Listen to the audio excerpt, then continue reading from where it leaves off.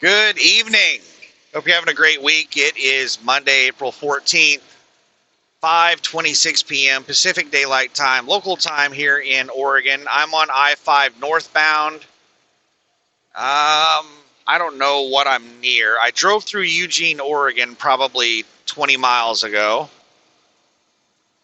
Maybe further than that. So I'm in between Eugene and Portland, and I'll give you a mile marker in a second. I'm not too far north of Portland on I-5 northbound. Mile marker 218.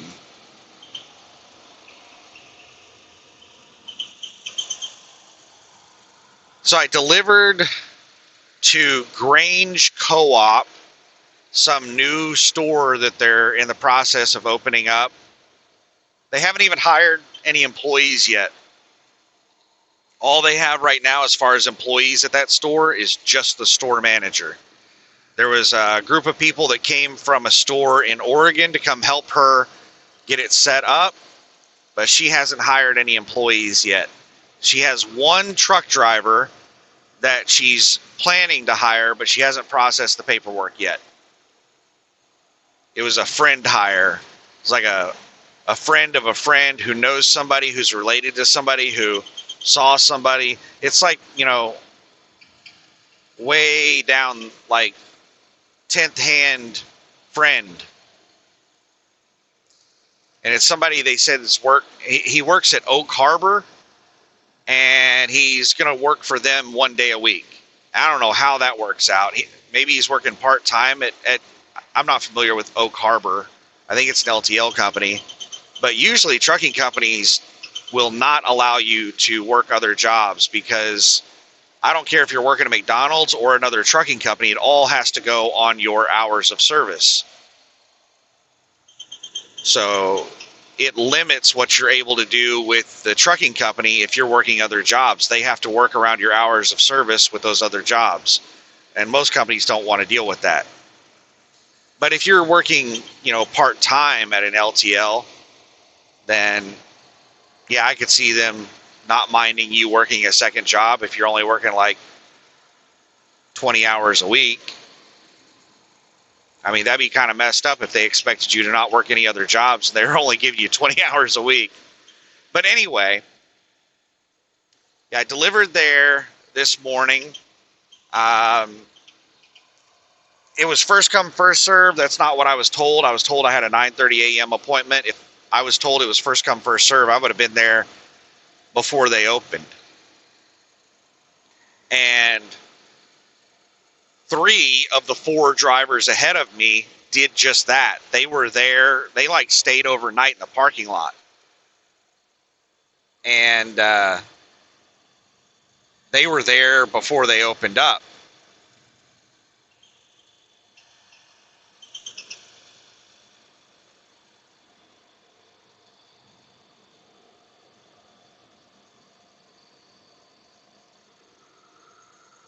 So I was concerned that I was going to be there all day getting unloaded, but they, especially since there were so many trucks in front of me and their dock was not working, so they were having to pallet jack stuff to the end of the trailer and then use forklifts to take stuff off. But they were unloading trucks really quick.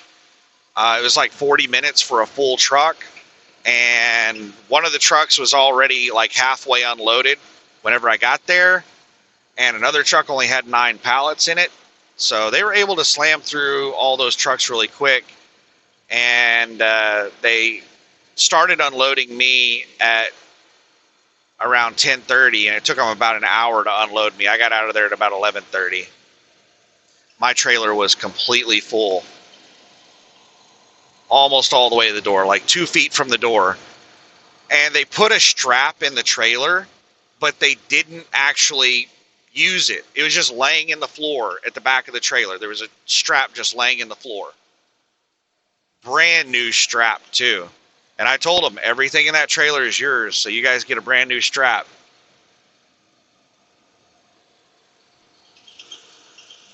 I think most other truck drivers would have pocketed that strap.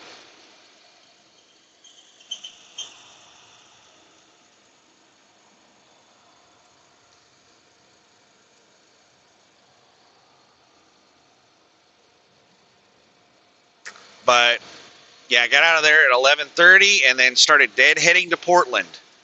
And right now, the drama of the moment is fuel. I had two opportunities to get fuel along this route that I passed up on. Number one, I was going to throw in 50 gallons in Bakersfield. And when I got to Bakersfield, I was like, nah, I've got enough fuel to make it to Portland. I'm not going to put fuel in Bakersfield.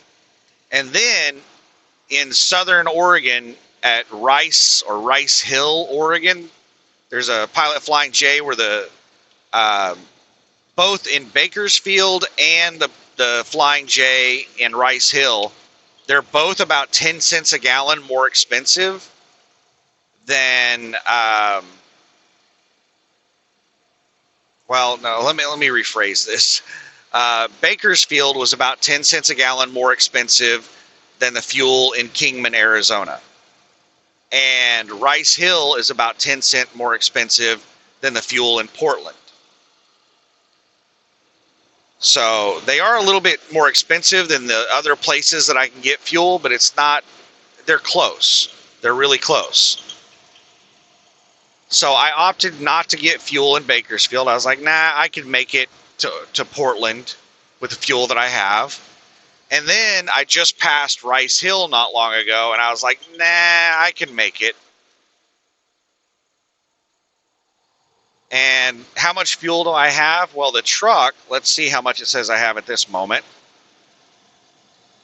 The truck says I have 4 gallons. It just said that I had 9 gallons. This is one of the problems with this fuel tank and the fuel gauge is that, like, it'll show that you have a quarter of a tank, and then all of a sudden it'll just start chunking down, and within like 30 minutes it'll say you have an eighth of a tank. Like, you can lose an eighth of a tank in like 30 minutes. Like, this gauge is really janky. Whenever you first put fuel in, it'll show that you're completely full for like the first 500 miles that you're driving. And then all of a sudden, it'll just start chunking down. But yeah, it says I only have 4 gallons in the tank. And it says that I've been getting a 10 mile per gallon average. So I can go 44 miles on these 4 gallons. And I'm 54 miles away from the Flying J. So it says that I'm going to run out of fuel 10 miles away from the Flying J. Am I worried? No, I'm not worried. I have driven over 80 miles whenever this gauge said that I had 0 gallons in the tank.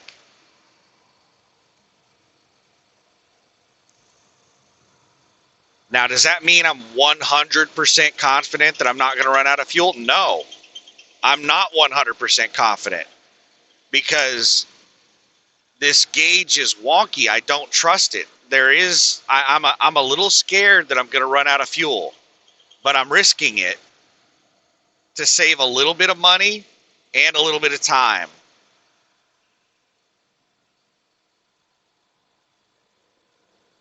I'm quite certain that I am still going to have approximately 20 gallons of fuel in the tank after this thing shows that I hit 0. Because the last time I took this thing to 0 and I drove over 80 miles after it said 0, whenever I topped off fuel, I wasn't able to put in a full 200 gallons. I have 2 100-gallon tanks, and I think I was able to put in like 191 gallons. I think that's the most I've ever put in the tank whenever I fueled up.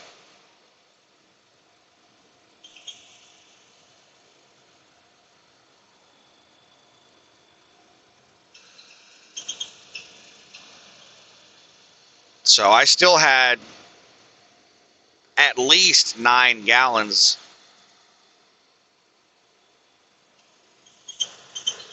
Even after driving 80 miles on 0.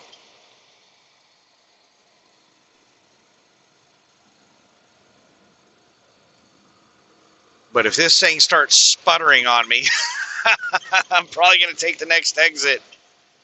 I've never had a vehicle run out of fuel before.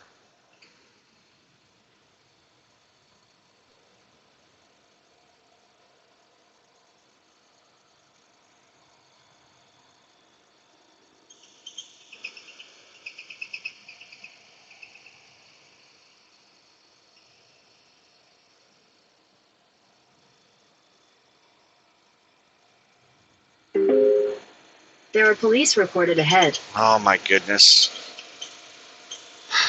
That's going off again. There's somebody in front of me that has been reporting that there's police ahead on Google Maps for the last 30 miles or so, and I keep getting alerts. I think it's some cop that's driving northbound on I-5 that keeps getting reported by people. I wish I could turn that feature off because I really don't care. I don't do illegal things, so I don't have to worry about, a cop being somewhere so that I can stop doing illegal activity.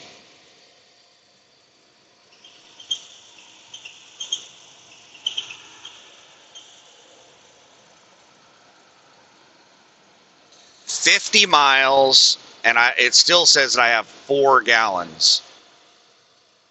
It's not going to take long for this thing to say that I have 0 gallons of fuel. It's probably going to jump all the way from 4 to 0 the next time it changes.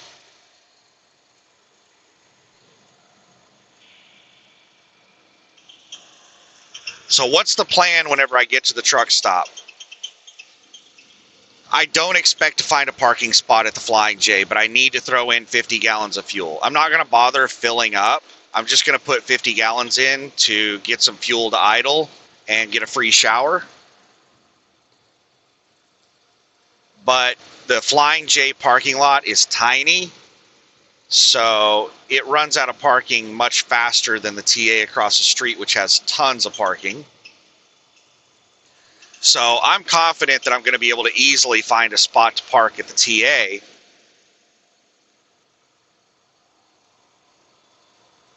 But I'm going to go to the Flying J first to get fuel. And as I'm driving to the fuel island, if there's a parking spot open in one of the good spots at the Flying J, then I'm going to go ahead and park in it right then, immediately, drop the trailer, and bobtail over and get fuel. Basically, I'm going to save the spot with my trailer and go get 50 gallons of fuel and then come back and hook back up to it. I don't think that's going to happen because the good spots, basically as soon as somebody pulls out of one of them, somebody else pulls in. So to get one of the good spots, you either have to get there with perfect timing of somebody pulling out, or you have to sit there in another spot waiting for somebody to pull out. The majority of the spots at that Flying J are reserved, and most of the spots at that Flying J are really, really tight parking spots. Now, I don't think that I'm amazing at backing, but I do think I'm probably above average. So I can get into those tight spots. That's not the problem. I'm not willing to park in those tight spots because of the other drivers. The likelihood of me getting hit with having spots on either side of me that are really tight and hard to get into, my likelihood of getting hit goes through the roof. So there are spots at the Flying J where it's really easy to get in and out of them. Those are the only spots that I'll park at that Flying J, out of fear of being hit.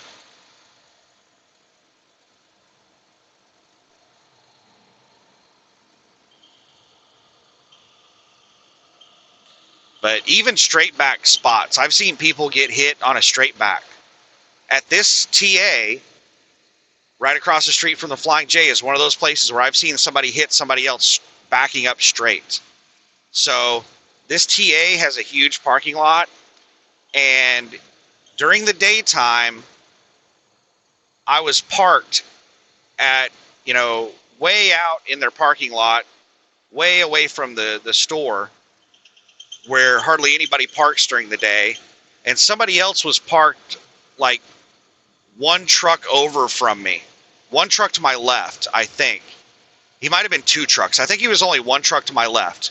There's a guy parked next to me. But the rest of the spots were basically empty. So it was so empty back there that you could straight back by using the spots across from from them. And there was somebody trying to park to the left of the guy that was to the left of me, and they were doing a straight back because there was so much room, and they just backed straight into this guy's truck. Not straight in. They went down the left side of his truck, took out his headlight, crushed in his front end, and they exchanged insurance and all that good stuff. And then that guy or girl, I didn't see the person that hit him. You know, women are just as stupid as men. I don't want to leave the women out. I'm not sexist. Women are just as dumb as the guys. I just default to men. That's my default, is I say he or him. And, you know, I don't care about your pronouns. So, after this person hit the truck next to me, and this guy was over there, like, I was sitting in my driver's seat the whole time this was going on, and he walks over and he looks at me and he's just shaking his head, throws his arms up. He's like, "Can you believe this crap?" Because I had my window down. I was just sitting there. I think I just parked there not long. I think the reason I was still sitting in the seat was because I just parked there not long before that. I'm not sure. I don't remember. I don't normally sit in my driver's seat, so I don't know why I was sitting in the driver's seat. I will get up in the front of the truck when people start parking next to me to make sure that they don't hit me. So maybe that was it. Maybe there were people parking around me, and that's the reason I got up in the seat, was to make sure they didn't hit me. But after that person hit the guy, they sat there trying to back into that spot. Now, this is a straight back. There's no one parked across from this spot. There's so much room in front of this spot that you can pull so far forward that it is a straight back. And this person is almost lined up perfect for the spot to straight back it. And they sat there for, I can't remember, it felt like hours, but it was probably 30 minutes to an hour. And I'm not exaggerating. It was at least 30 minutes that they sat there trying to back into that spot after they hit the guy. After they exchanged information, then at least 30 minutes that they spent trying to back into that spot. And I think somebody ended up backing the truck in for them. Like, there were people out there trying to guide them into backing into the spot, and that was not working. I think somebody eventually just crawled into the truck and backed it into the spot for them. And that guy next to me was like, "I cannot believe somebody like this is out, you know, driving around. Like, this person should not have a CDL." And I think the person was not in training. I can't remember, but I remember the guy next to me was standing at my window talking about how ridiculous it was that somebody that can't straight back had a CDL. And I think he also was complaining about them, like, not being in training. I think they were in the truck by themselves.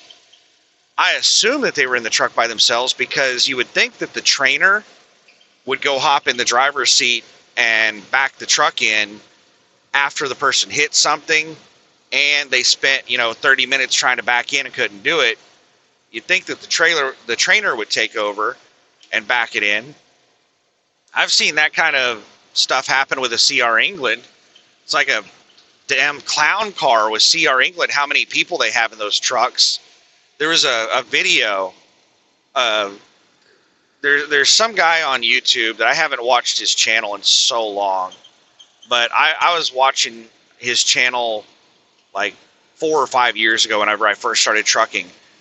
And he had a video of CR England trying to back into a tight spot. I think he made several videos at this location of people trying to back in because he went to this location all the time and it had really tight spots. But CR England was trying to back into this spot and they were having a hell of a time doing it. And they just kept trying to set up again. And like, I can't remember how long that they tried. And eventually what happened was the person that was driving the truck got out and somebody else crawled into the driver's seat from somewhere else inside the truck. And then that person tried to back it in for like 10 or 15 minutes. And then that person like jumped out of the truck and somebody else came from the back and hopped in the driver's seat. They did that 3 or 4 times. I don't know how many people they had in that truck, but they just kept trying different people over and over until like they finally got somebody in the driver's seat that just said, screw it. And they just went up over the curb and ripped off the front bumper and got into the spot.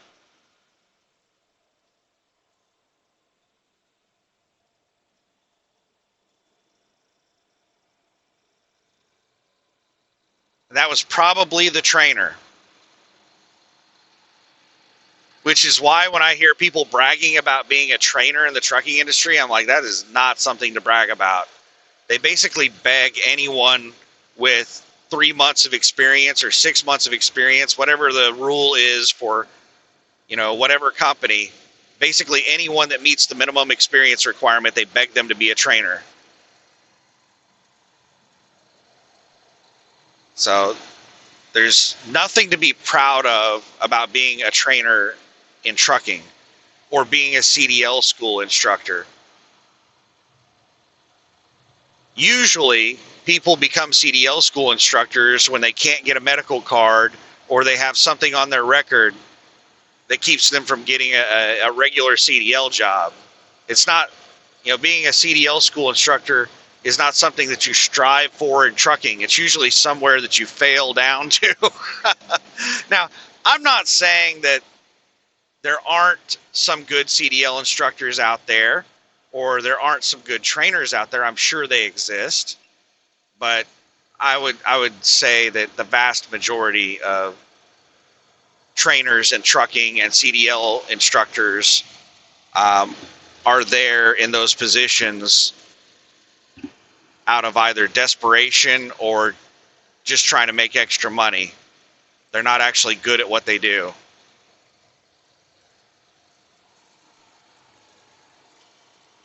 I found CDL school to be, is this a new lane?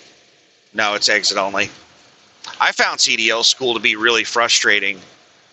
The CDL school I went to, the guy got fired shortly after I graduated from the school. The head person of the school was a really smart guy, and he was really nice. I liked him, but he had this mentality that was just bad. He had this mentality of he's going to figure out how it works, and then that is the only way that you're going to be able to do it. So that's the way the CDL school was run, is he would figure out what the best method he thought was for people to do stuff, and then that became the only method that you could use. So they had a specific method for backing, doing the maneuvers, and just doing everything. And while you were at that school, you had to use their method of doing stuff. If you didn't use their method, then they wouldn't let you use their truck to take the CDL test. And I remember one of the things that I got really frustrated with was how they taught us to do the alley dock. They had this weird backing method where you would start from a flat position. You would start out, instead of angled at the spot like almost everyone does, you would start out way out away from the spot straight. And then you would turn the wheel all the way to the right and then create an angle. And then start backing into the spot. It was just the reason that they chose to do that is because that was the easiest way to train people to do it. It's not easy to train people to do a good setup. So using the method that they had, you didn't have to worry about the setup, because you just started out with a horrible setup every time. And I was like, man, this is the dumbest way to do a back. You're starting from a really bad position. And they said, well, you got to do it this way if you want to go to this school. And if you don't do it this way on the test and you fail the test, we're not going to let you use our truck to take the test again. So I had to do the CDL test using their janky backing method for the alley dock, and I almost failed the damn alley dock doing it. And the guy that was doing the test, he was like, I don't know why you set up like that. I said, and I explained to him that the CDL school, basically what I just said to you. I explained that to him, and he was like, yeah, that's, I don't know why they do that. But everybody else that was not from, that CDL school was doing it the normal way, where you just do a normal setup where you're at an angle. You start backing from an angle, a good setup. Man, if you start from a good setup, an alley dock becomes so much easier. Starting an alley dock from a bad setup is really frustrating. So the setup is very, very important on an alley dock. There are times when my setup is bad and I'm just like, we're just redoing the setup. I'm not going to try to, it could take you 20 minutes to get into a spot with a bad setup where you can just spend 2 minutes redoing your setup and get in there in 5 minutes.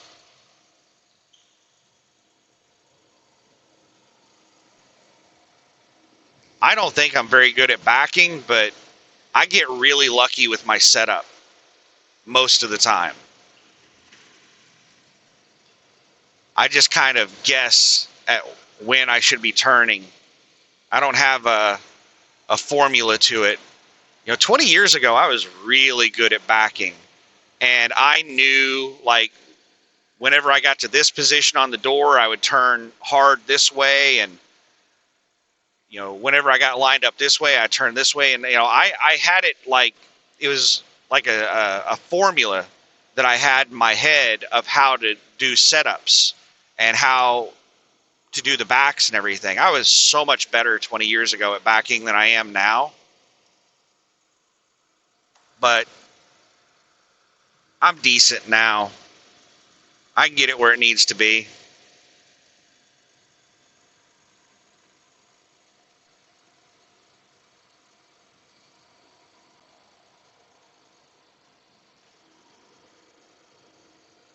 $34 miles, and it still says I have 4 gallons of fuel. It's going to go to 0 gallons here pretty soon.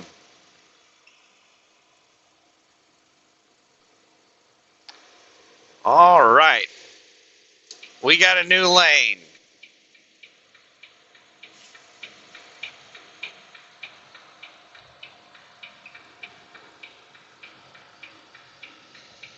I'm not sure if this is just a short climbing lane or not. I don't think it's 3 lanes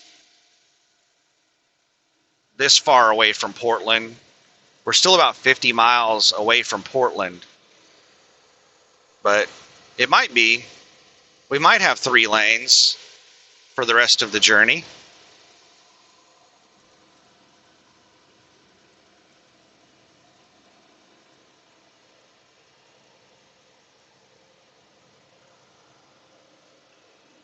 Going up a little hill, and it's just chugging fuel right now.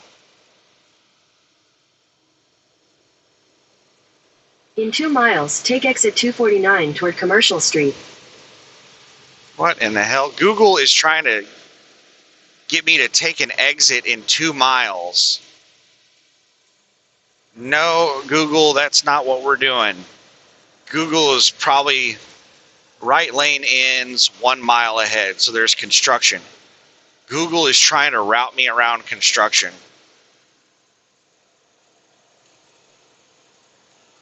So the right lane ends in 1 mile, road work next 3 miles. Great. The pickup that passed me, speed matching me. All right, now they're speeding up.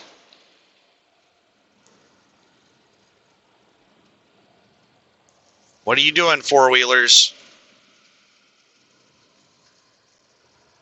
I'm thinking about grabbing that center lane because these four-wheelers... Yeah, I'm going to go ahead and grab the center lane. I'm about to get blocked into this right lane. There's a bunch of four-wheelers around me right now. They're about to block me into that right lane. And I can see the sign right there where the right lane ends.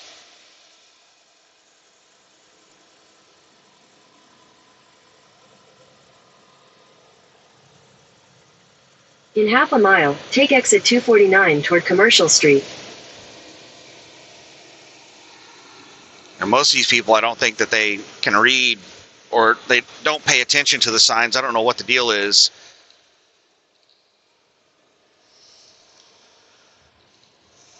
Take exit 249, then use the right lane to take the I-5 ramp. Let me turn that down. I've got my phone I use for GPS. I've got it Bluetoothed up to my radio system, so it's playing over the speakers. It's probably really loud on the mic. Apologies.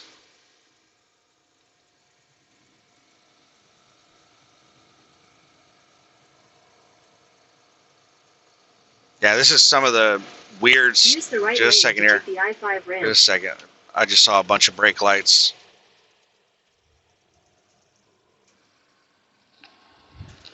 Continue on I-5 north for 29 miles.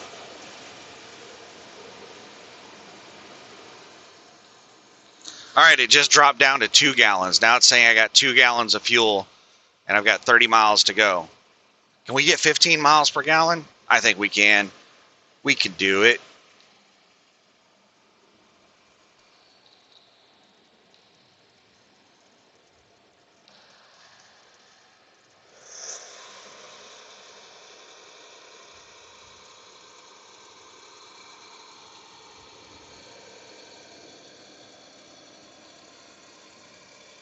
So we're about 30 minutes away, and it is 5:58 p.m.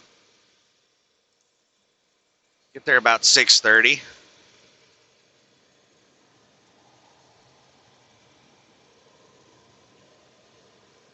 And might get really lucky and get a parking spot at the Flying J. If I get a parking spot at the Flying J to celebrate, what is this guy doing? I guess that fell out of his truck. He's carrying a really big hose. So I suspect that bounced out of his truck while they were driving, and he walked down the shoulder to retrieve it.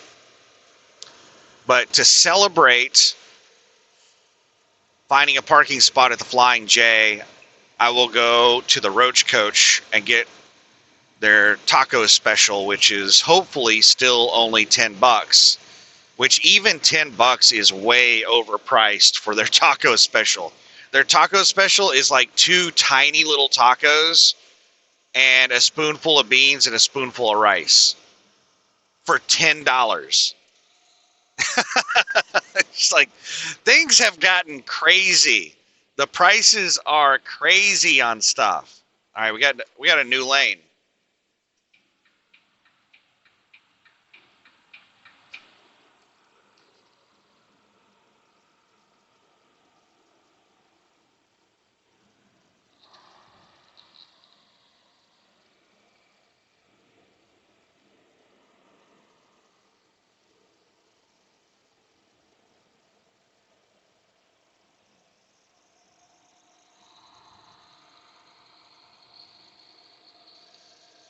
But yeah, even though it's overpriced, I'll probably go over there and get a taco special just to celebrate. But that's unlikely because I'm most likely not going to get a parking spot at the Flying J. Most of the Flying J is reserved or really tight parking.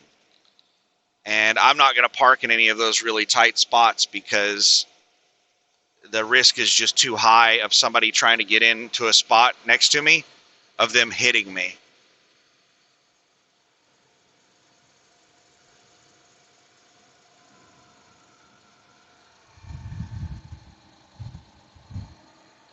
I think I already talked about that.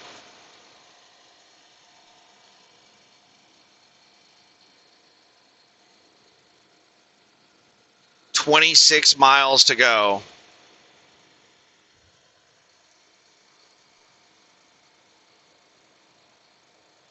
Yeah, the taco special is the only thing that's even, it's way overpriced, but it's the only thing that's even close to reasonable. Everything else on their menu is like $15+. I think it might even be like $18+. Like most of their stuff is like $18 to $30. That is crazy for a roach coach.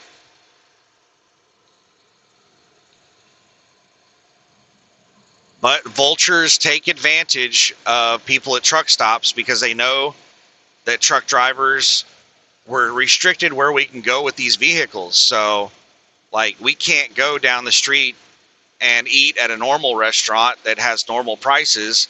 We have to eat at the truck stop. So, the vultures just take advantage of us. All right, we got a flatbed coming up the on-ramp. What's going on, Mr. Flatbed? Are you serious? This asshole is not even making an attempt.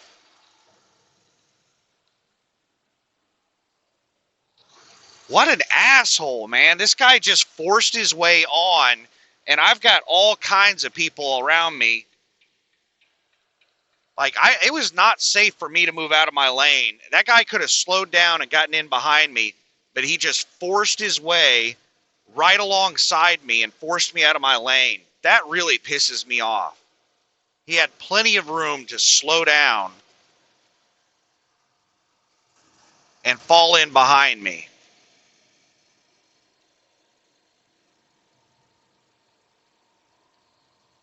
It is a courtesy when somebody moves over for you. It's not something that you're entitled to.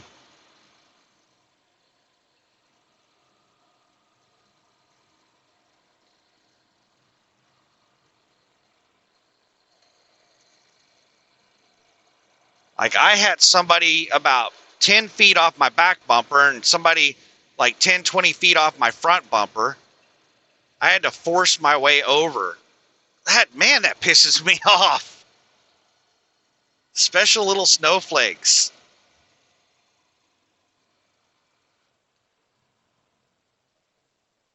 All right, now I've got to try to find a spot to get out and around because the lane I'm in is moving at 55. All right, the car that was in the center lane dipped in behind me.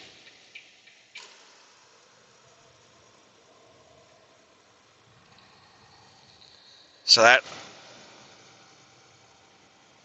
they were trying to pass me for the exit and they realized they couldn't do it, so they dipped in behind me.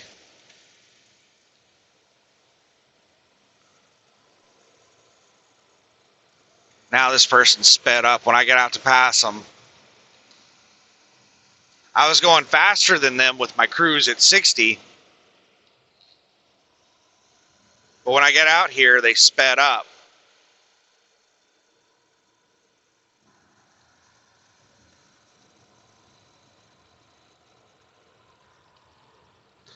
Now I'm doing 65 and they're speed matching me. They're hanging me out in the left lane.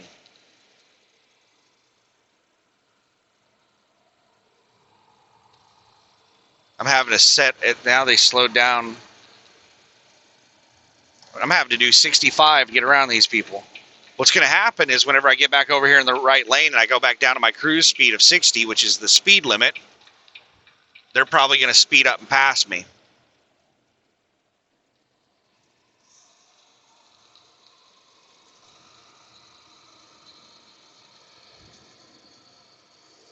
We'll see. We're back on the cruise control, and I think we're at 0 gallons of fuel now. Yep, 0 gallons of fuel. It says that I can go 2 miles on 0 gallons of fuel.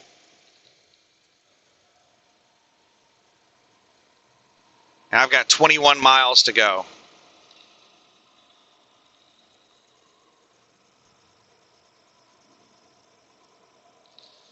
I think the last time that I came to this Flying J, there was a pickup that burnt down in the intersection.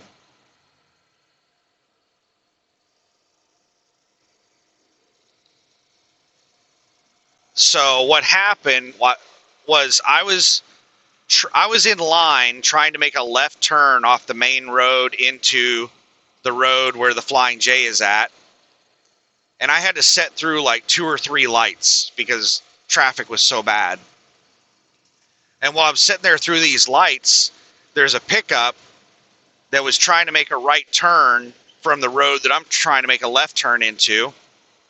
He's trying to make a right turn out into the roadway, and his truck broke down, and he's out there trying to pop the hood, and he can't get the hood to open. And then all of a sudden, smoke starts coming out of his engine, and he's trying to get it open, and now it's starting to burn his hands. Like he's every time he touches it, he jerks his hand away because of how hot the hood is, and there's smoke coming out of it.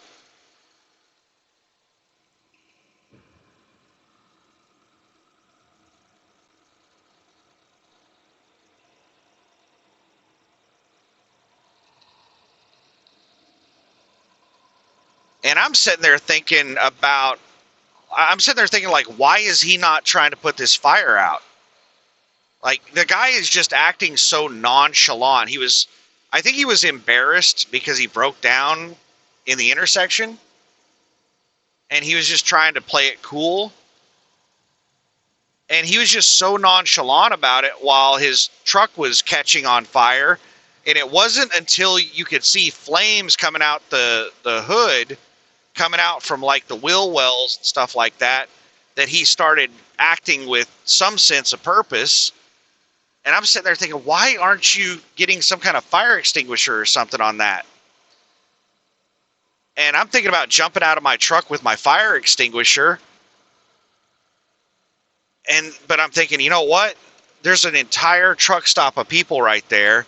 And if I get out of my truck to go help, then I'm going to be blocking traffic. I'm just going to be creating a new problem. Just a second here. This car on the shoulder just decided that it's leaving the shoulder. Okay, it looks like they're just pulling over to the shoulder of the on-ramp. I thought they were going to floor it and cut me off.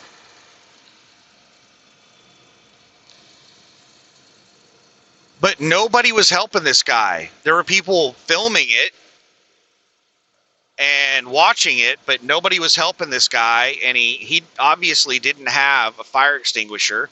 He didn't have gloves to get the hood open. And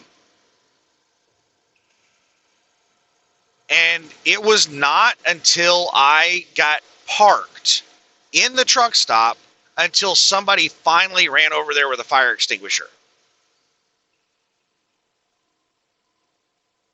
And it was somebody that was parked in the truck stop that ran over there with a fire extinguisher. Some truck driver parked in the truck stop.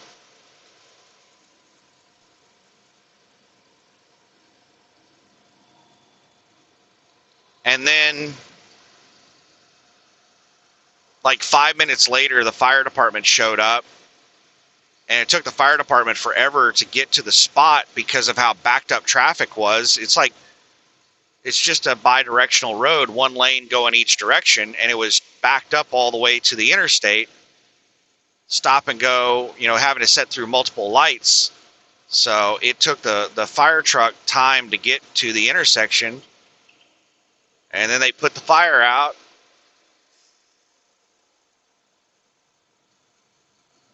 And I kind of stopped watching it after that. I can't remember what happened to the truck. I can't remember if they pushed it out of the intersection while they waited on a tow truck, or if they just left it there until a tow truck showed up. But I understand people getting embarrassed and doing stupid things because they're stressed out or they're embarrassed. But that guy trying to play it cool turned what could have been a minor issue into his truck being totaled. Because after that engine caught fire and burned for, I don't know, 5 or 10 minutes, there's no saving it.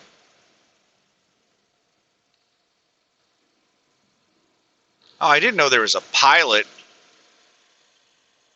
just down the street here from the Flying J, 16 miles away, and that pilot is packed. There are, like, I didn't see a single open parking spot at that pilot. I was about to say, there are a couple of spots, but as I looked closer, that wasn't a spot. I didn't see, there probably were some open spots, but I didn't see a single one. And that's probably how the Flying J in 15 miles is going to be. There's not going to be a single spot available. But yeah, if he would have acted with a sense of purpose right when his truck broke down and gotten out there and got the hood open and put out the fire, then it would have caused a lot less damage. But with him trying to play it cool, it, I'm sure, totaled his truck.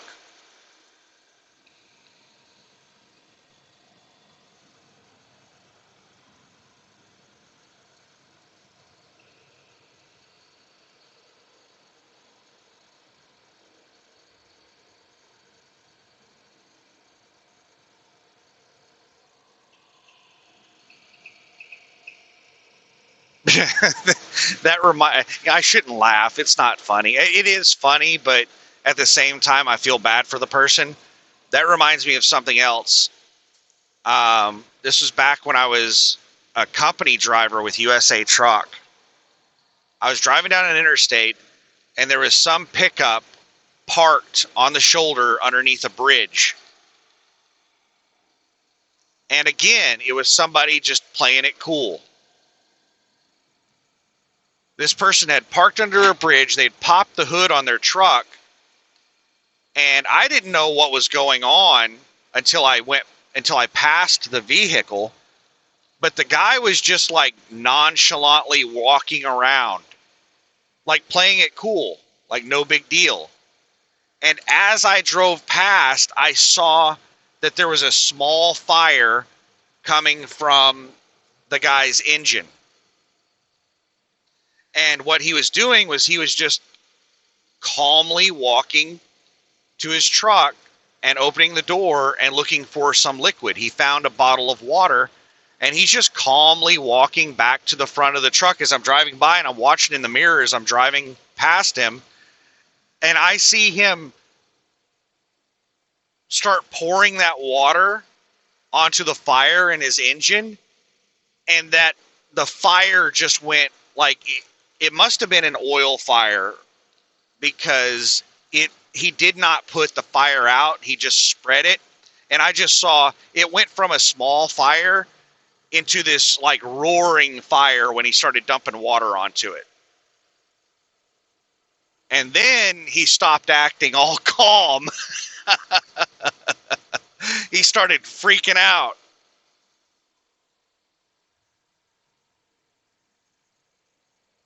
Yeah, something catching on fire, you have to respond very quickly. Fire spreads so fast. If you can react quickly and get it put out before it spreads, then yeah, that's much better than waiting a couple of minutes. My close call with fire, I almost burnt the house down. I was doing some plumbing, so I had the propane torch, and I'm heating up a copper pipe, and it's in the wall, so I had to cut a hole in the wall to get to the pipe, and I'm trying not to catch anything on fire around it, but it's not easy. And I'm sitting there, trying to solder this copper pipe, and all of a sudden the insulation in the wall catches on fire.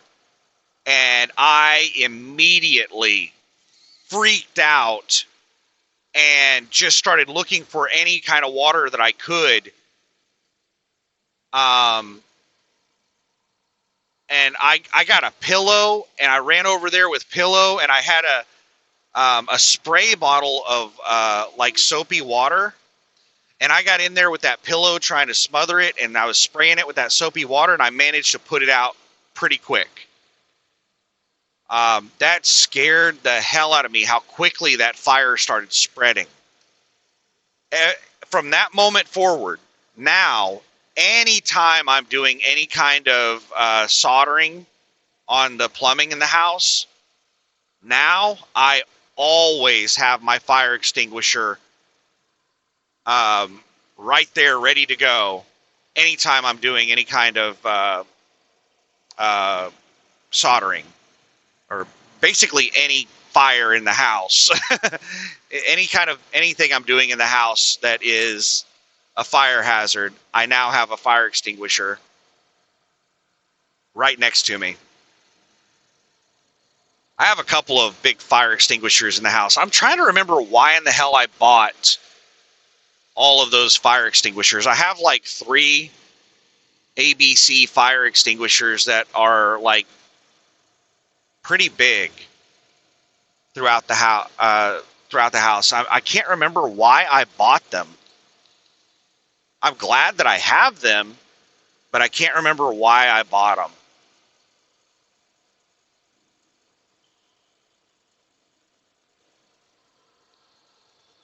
But yeah, I've got like, I think 3. And I'm trying to remember how they rate fire extinguishers. Like the one I have in the truck is like a 10 rating. Like if you haul regular freight, there's like a 5 rating that you have to have on your fire extinguisher. But if you're hauling hazmat, it has to be like a 10 or something like that. Whatever the hazmat requirement is for fire extinguishers, that's the size that I have in the truck. And I actually have 2 of them. But the ones I have at the house are much bigger. They're like 50s. Like I think the ones in the truck are 10, which means that they can put out a fire that's like 10 square feet. And the ones in the house are like 50. They can put out a fire that's 50 square feet. I've got like 3 of those in the house. The previous owners left me their fire extinguisher, and the only fire extinguisher they had in the house was a spray bottle, like a small, like the size of a can of WD-40 spray bottle fire extinguisher. That's what they had for the whole house. It's a big 2-story house.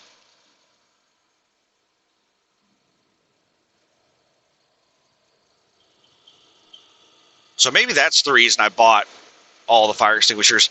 I remember I got into a kick on fire extinguishers. You know what it might have been?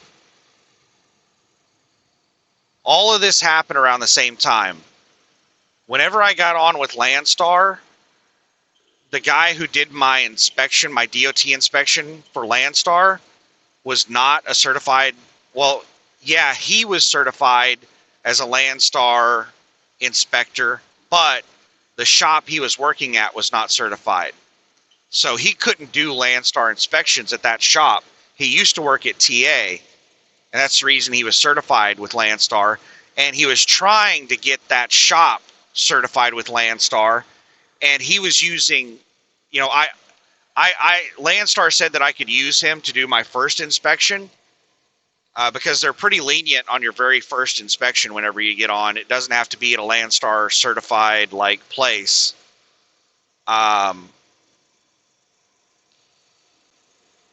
he used me as like an example to show Landstar how much of an asshole he can be. And he failed me on a ton of stuff on my truck. He said that my steer tires were bad and needed to be replaced. He said my fire extinguisher was bad and needed to be replaced. What else? I think that was it. And there is nothing wrong with my fire extinguisher. And Goodyear said there was nothing wrong with my steer tires. And what he failed my steer tires on he couldn't even show it to me. He was like, it's there somewhere. I remember seeing it. There was like, he said that there was some like sidewall wear or something. I had to spend like $1,200 or $1,300 replacing my steer tires because of him trying to make an example out of me so that he could do $50 DOT inspections. He cost me, $1,300 in tires, and I think I don't know, I spent $20 or $30 on the fire extinguisher. I bought it at the truck stop. Way station is closed. That's the reason I got the bypass.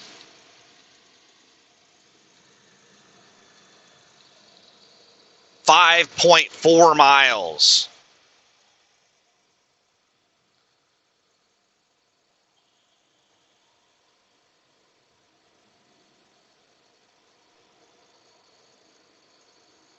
But around that time that I had to get another fire extinguisher because of that mechanic that lied and failed me on some stupid stuff,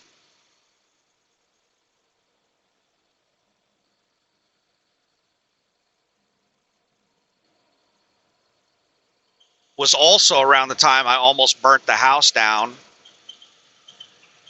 with the plumbing. And I think that's the reason that I ordered those fire extinguishers, was because I almost burnt the house down with the plumbing.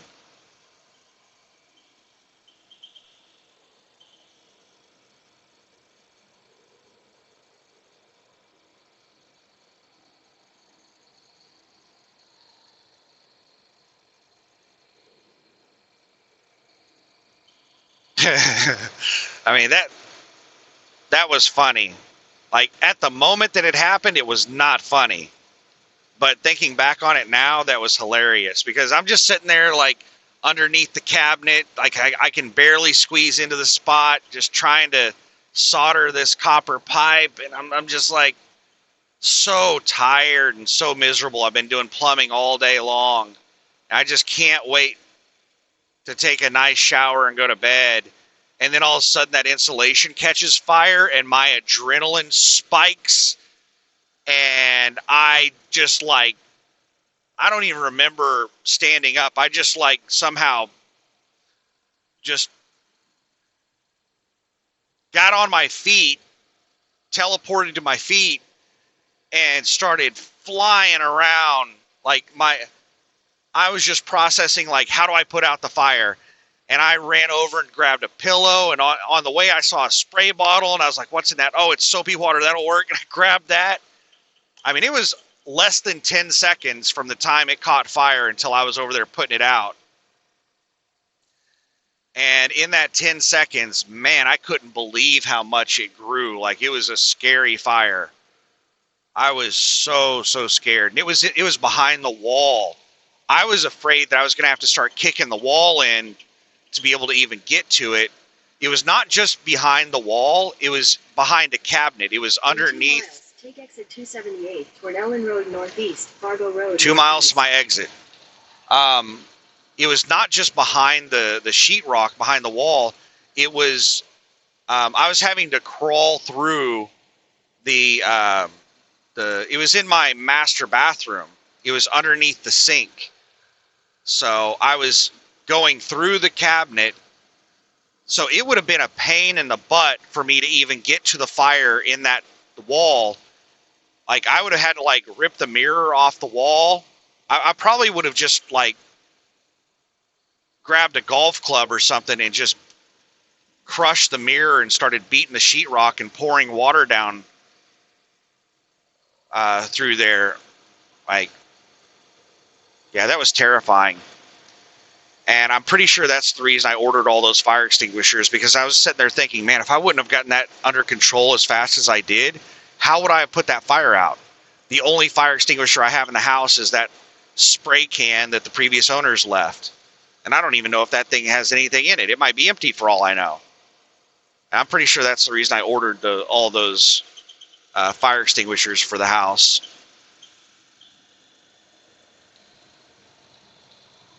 Yeah, my fuel gauge is way below empty right now. Half a mile. Take exit exit 278, Fort Ellen Road Northeast, Fargo Road Northeast.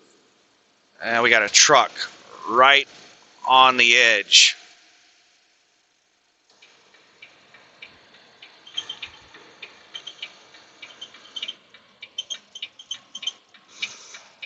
Take exit 278. I hope that this thing isn't incredibly busy.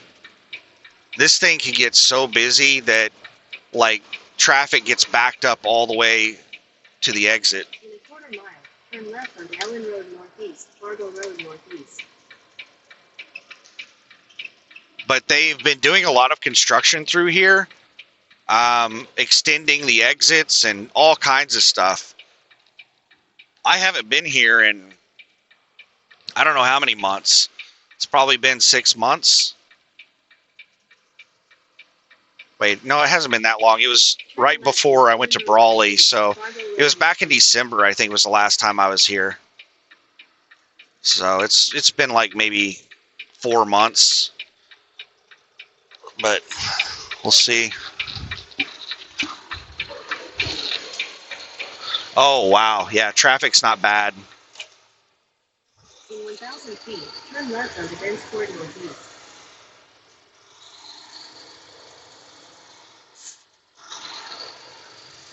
All right, we're about to get the moment of truth. Am I just fueling or am I parking at the Flying J as well? Oh, wow, man, they're adding in all kinds of stuff around here. They need to really widen this out and turn this into like a multi-lane thing. All right, left turn just turned green. Turn left onto Bensport Northeast, then turn left.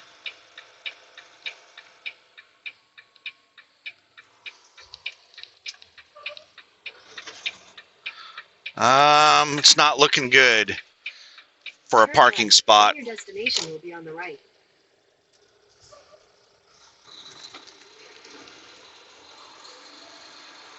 But I can't see much of it right now. These spots right here are the only ones I'll park in.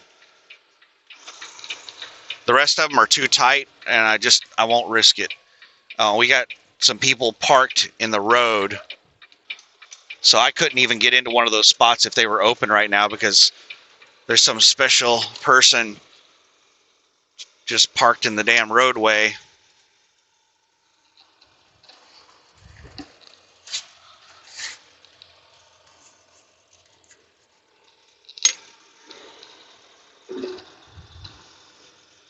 Oh yeah, this place is completely overrun. Like all of the reserve spots are full.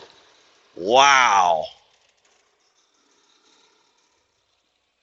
It's usually not this bad. Well,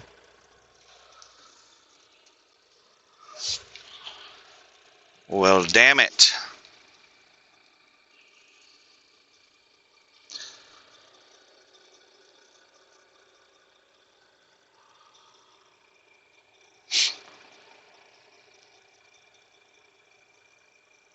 Just a second here.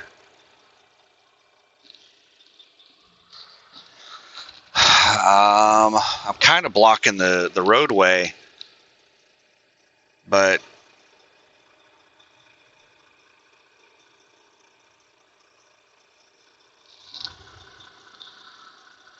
I don't think I can squeeze in between these two trucks. It'd be really tight. I don't really want to do it. I'm kind of hoping that this guy to my right pulls up.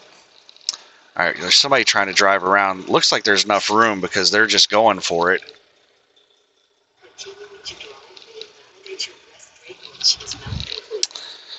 All right, I'm going to see if I can squeeze through here.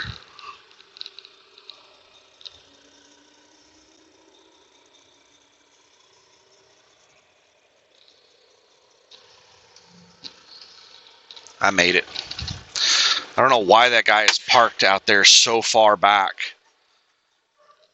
He's just blocking crap. I think maybe he's trying to like wait for multiple lanes to open up, but whenever it gets backed up like this, you can't just sit back blocking traffic, waiting for all the lanes to open. You just have to pick one and hop in line. There's just not enough room for people to do what he's doing.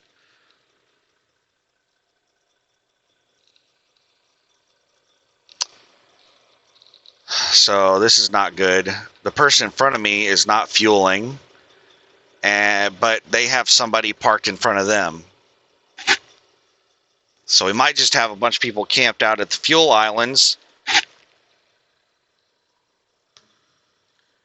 But I'm still quite certain that I'm going to be able to easily find a spot at the TA.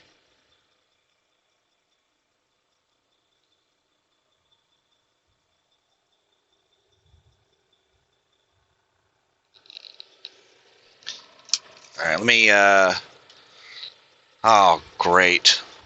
The lane to the right of me opened up. That's the lane that the person that is out there blocking everything is sitting in.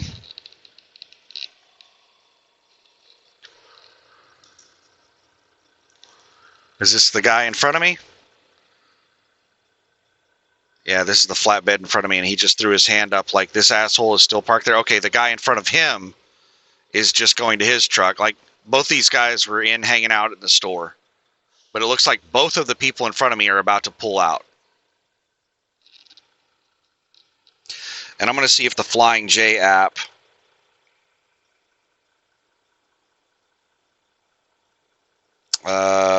is working. And I have to remember, like, what in the hell do you have to type in to get fuel? It's your license plate number and then the 2 digits for the state. So, like, 11111 and then IN for Indiana. Mobile fueling says that there are 8 pumps idle. That means that there's 8 people just hanging out and blocking the fuel island.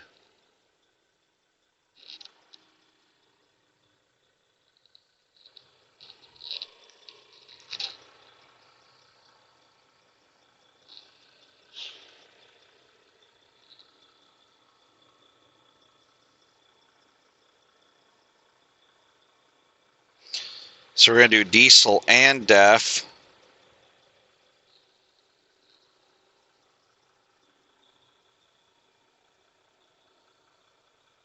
So far, the mobile fueling is working.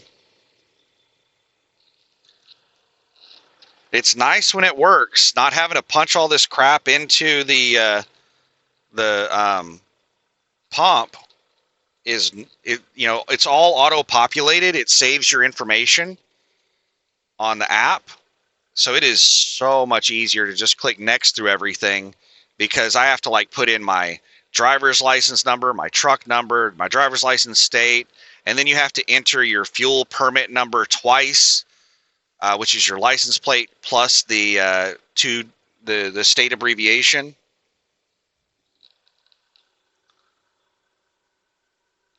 So yeah, it worked. I have the code that I have to punch in to use the pump. I'm just waiting for these 2 people in front of me to pull out.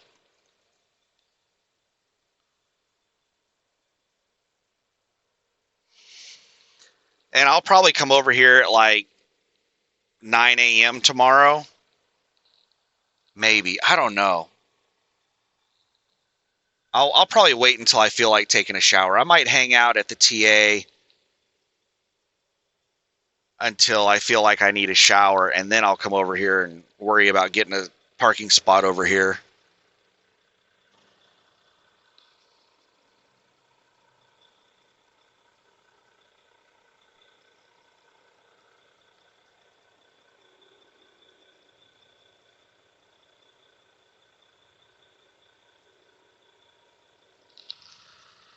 Oh my goodness, this Cheatham guy just sitting in front of the pump. It's not the guy at the pump, it's the person in front of him. He's just got this whole thing backed up. There he goes. He's finally leaving. Chima. Is it Chima or Cheatham? Chima. I see those guys all the time up and down I-5.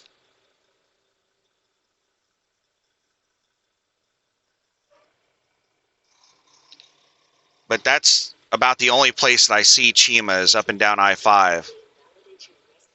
I think that's what that company primarily runs, is up and down I-5. I see him over here on I-5 all the time. There's another Chima. Oh, now the flatbed. You now he's going to go in the store again. All right, I'm going to pause this while I fuel up. All right, we're done fueling, but this guy is still getting food or whatever he's doing inside. So we're just waiting on him.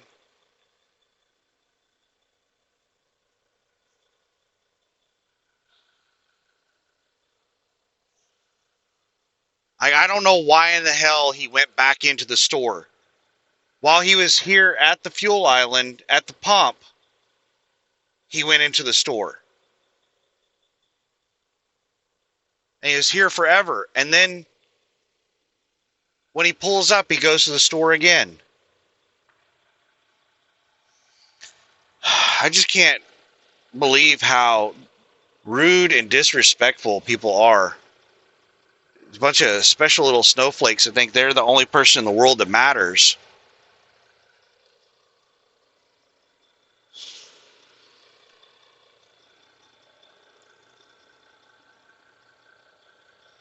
So what I'm going to have to do when I pull out of here is I have to circle around to the right and go around the right side of the fuel island to go back through the parking lot to hit the road, to go across the street to the TA. Because you can only make a right turn on the road out front here. You can't make a left turn. So if I just go straight out, then I have to get onto the interstate.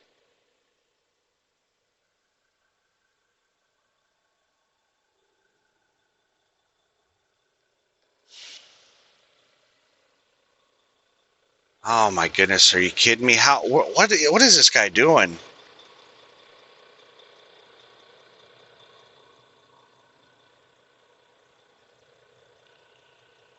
This is like one of the frustrating things about trucking is dealing with fueling and all the people that just hang out at the fuel island.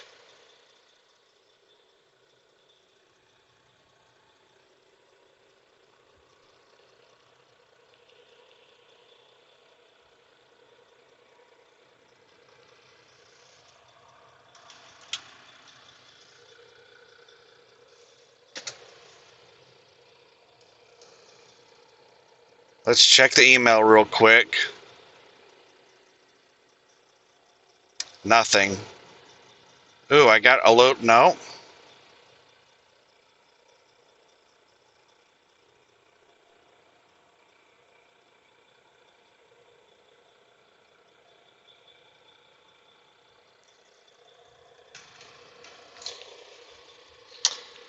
I thought I got load alerts, but no, it was status update required.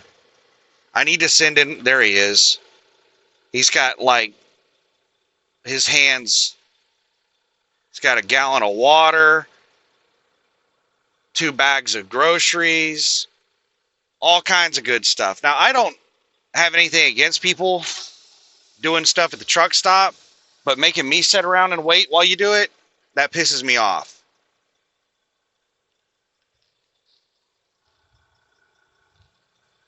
The person that was behind me gave up and went somewhere else. There's nobody behind me anymore.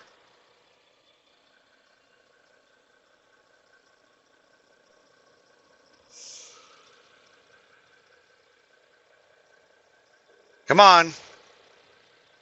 Hurry it up.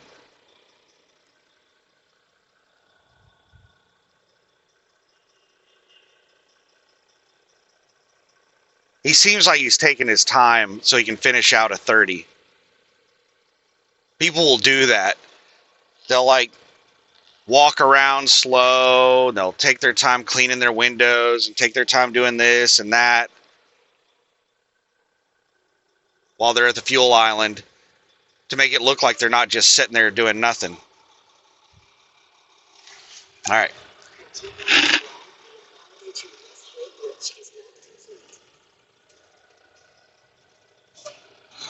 All right, so I have to circle around to the right and come back into the truck stop.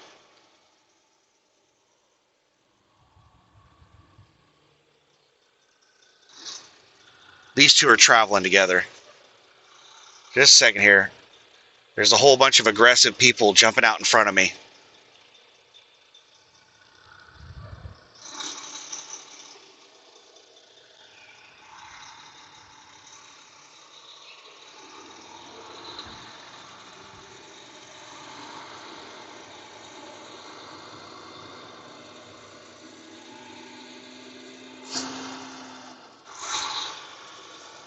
All right, we circled around.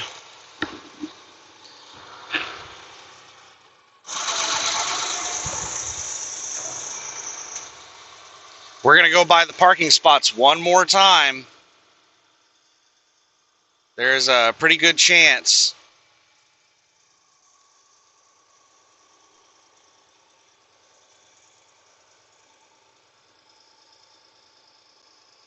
that there's not a spot, but we're going to look as we drive by. And now there's a second person parked in the middle of the road. So even if there is a spot, I can't get into it.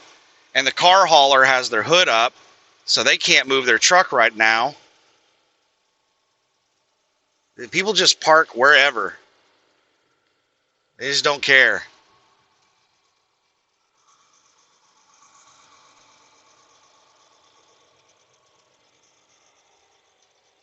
Oh, wow. I thought there was a spot right there, but there's one of those small little expediter trucks. I was like, are you kidding me? That spot is perfect.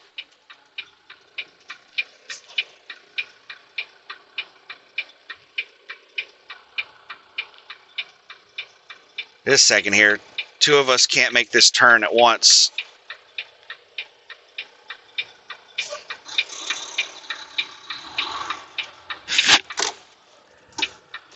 Come on, four-wheelers.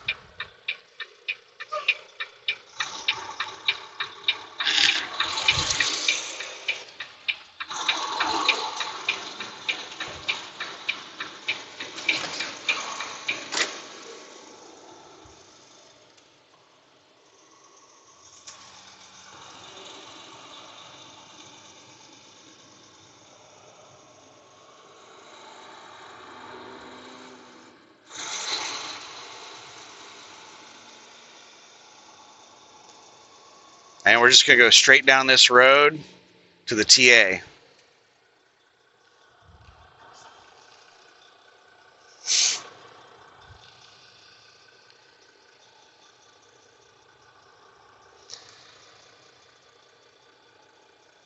I just got to watch out for people. People are just being really aggressive right now. It's that time of day where it's not just that traffic is bad. People get really aggressive around this time of day when people drive like scared animals during rush hour. It's not even rush hour anymore. It's like 7 o'clock at night, but around a major metropolitan area like Portland, it's this is just like a really busy time of day.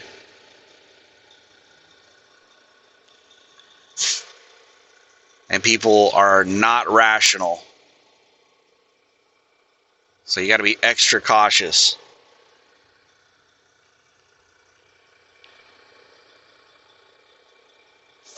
All right, here we go.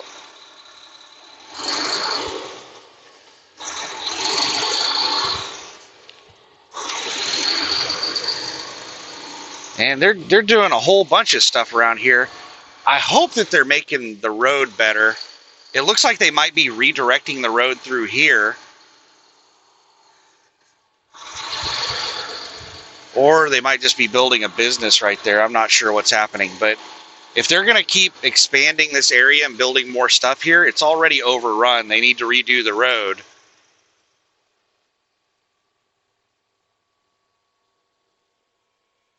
All right, so I'm going to go in the exit instead of going through the fuel island. The fuel island looks like there's people parked in the place where you're supposed to be able to drive around the fuel island. I see a whole bunch of people parked there. So if I go through the fuel island, I think I have to go through the fuel island. And there are some spots open at the fuel island. No, it looks like there was enough room for me to go around the fuel island there. But we're just going to go in through the exit over here. And most people like to park next to the building, and the back lot is usually wide open until it gets late at night. Yeah, all these spots up here are packed. This is all full. But there's a really big parking lot over here to the left. We got people creatively parked all up and down the curb here. There's a spot. Yeah, there's some. Oh my goodness. Oh my goodness. These are some big holes. There's a few spots through here that are open. That's a good sign. I don't want to do these spots. Like, who designs these spots? They design these spots to be nosed in, but truckers don't nose in. So you're having to blind side back to get into these spots that are angled for nose in. This is not a good sign. These spots up here are, yeah, there's several spots open.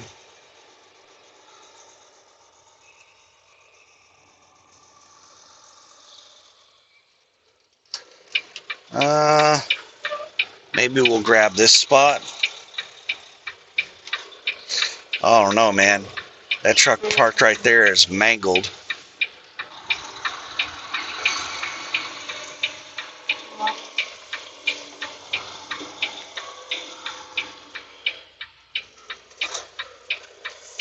Oh, there's a whole bunch of spots. I should have grabbed another one. Be easier to get into, but we're already in it. I'm gonna put that. Nah. Here we go. This is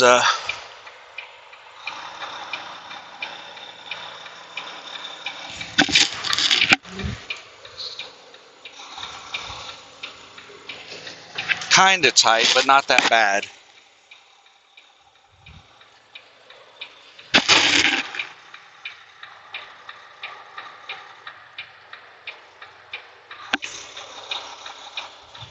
You know what? This is a bad setup. I'm just going to grab another spot instead of redoing my setup.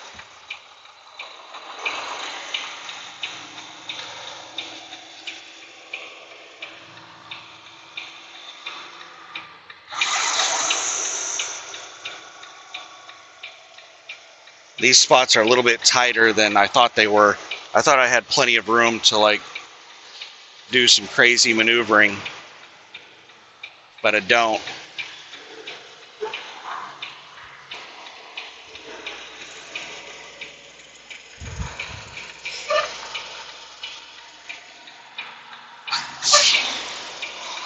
Now this one's going to be easy to get into.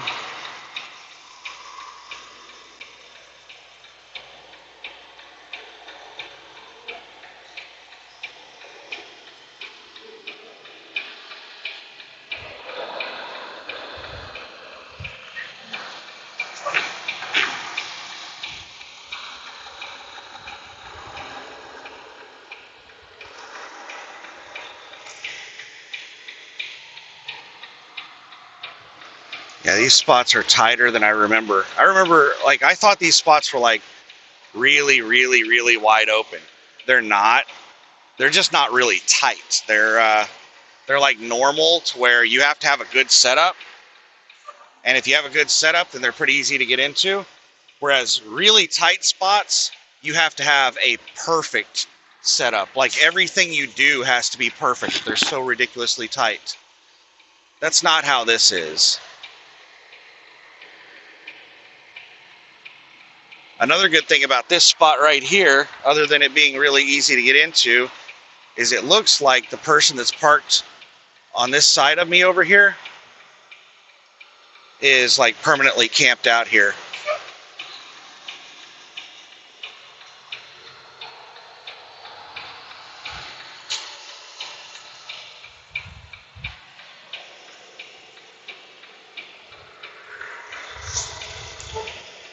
What I think I'm going to do, I'm trying to see what Maybach here is doing. I'm going to get closer to the person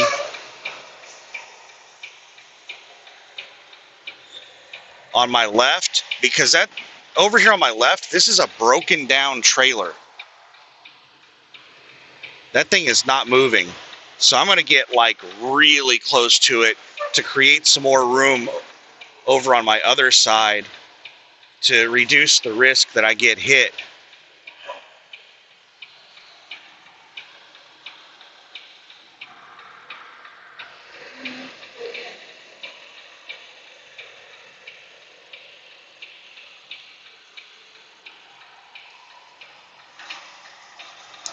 There we go.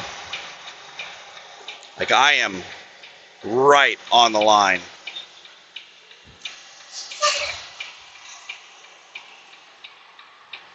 And I want to get back as far as I can. Let's get the camera out here. I'll show you what's going on. But as you can see, this thing is broken down. So I'm pretty sure that this trailer is not going to move while I'm here. So I parked right on the line to create as much room as possible on the other side.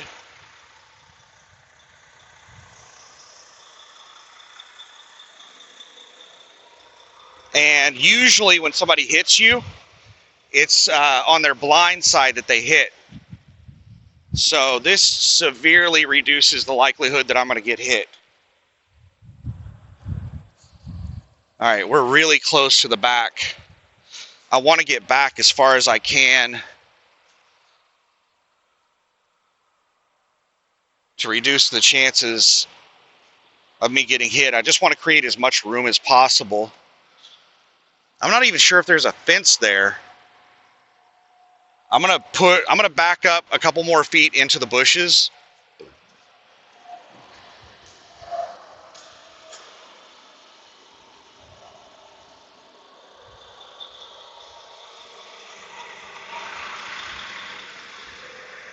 Because you can see where I'm parked.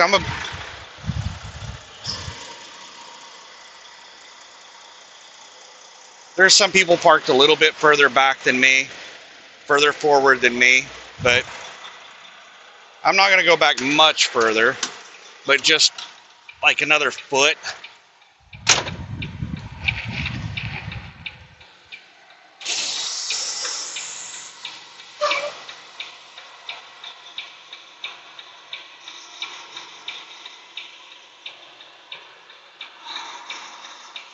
All right, there we go.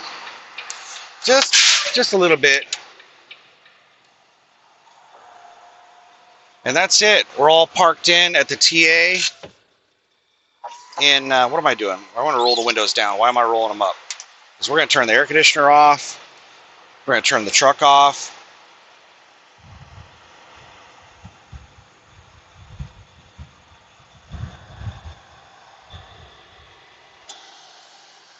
And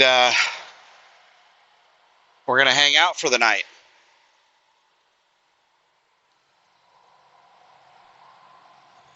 But this is looking like a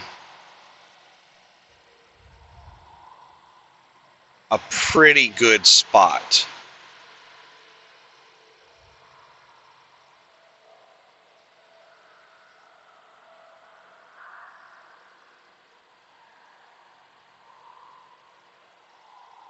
I think I'm still going to try and get a spot over the Flying J tomorrow. I don't know. We'll have to wait and see.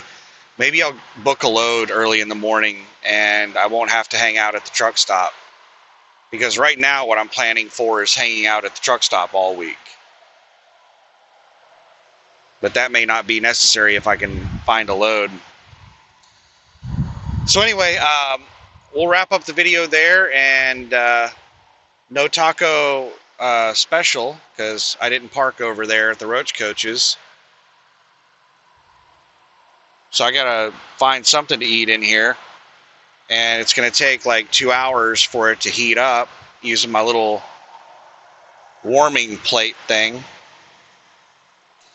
So hope you're having a great week. And we got the load delivered. I still haven't been paid for the last load. I've been having a lot of issues with that, and the agent is basically not returning my calls, and she is not responding to my emails, which is an enormous red flag.